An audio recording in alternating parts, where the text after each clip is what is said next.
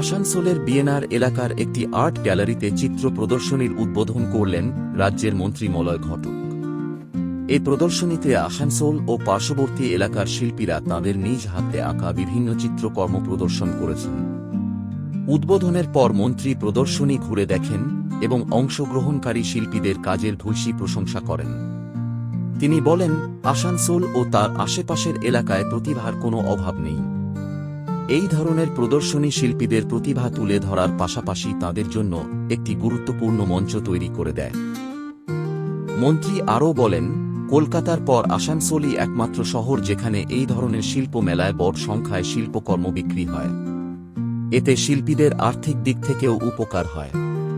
তিনি জানান, বছরে একবার নয়, এই ধরনের চিত্র প্রদর্শনী ও শিল্পমেলার আয়োজন বারবার করা উচিত, যাতে এখানকার প্রতিভাবান শিল্পীরা আরও উৎসাহ ও অনুপ্রেরণা পান।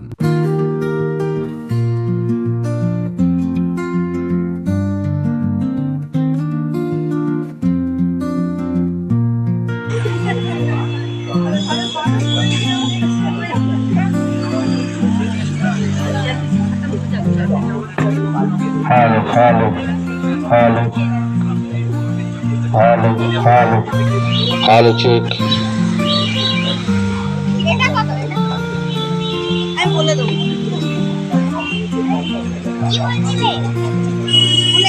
ছবি দিয়ে বলতে গেলে তো শেষ হবে না, তাই ছবি দিয়ে একটু কম বলাই ভালো।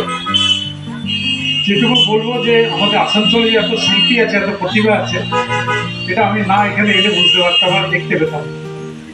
খুব সুন্দর সুন্দর ছবি এখানে প্রদর্শিত হচ্ছে এবং সর্বোপরি আমি জিজ্ঞেস করলাম যে এই ছবিগুলো বিক্রি হচ্ছে তো? বলে হ্যাঁ হচ্ছে। দেখুন, আসানসোলে আমরা একটা গর্ব আছে, জানেন তো, যে আসানসোলে যে মেলাগুলো হয় পশ্চিমবঙ্গে কলকাতা ছাড়া এত টাকা বিক্রি কিন্তু কোথাও হয় না। তো এই অঞ্চলে মানুষ আছে যারা কিন্তু সব কিছুর কদর দেয়। সুতরাং এই ছবি মেলা যদি আমরা করি এবং ওই বছরে একবার করলে হবে না, বছরে দুবার, তিনবার, চারবার করতে হবে এবং আরো ভালোভাবে করতে হবে, আরো বেশি প্রচার করতে হবে, যাতে মানুষ জানতে পারে যে এখানে সুন্দর সুন্দর ছবি এখানে দেখানো, মানে দেখতেও পাবে, বিক্রি হবে।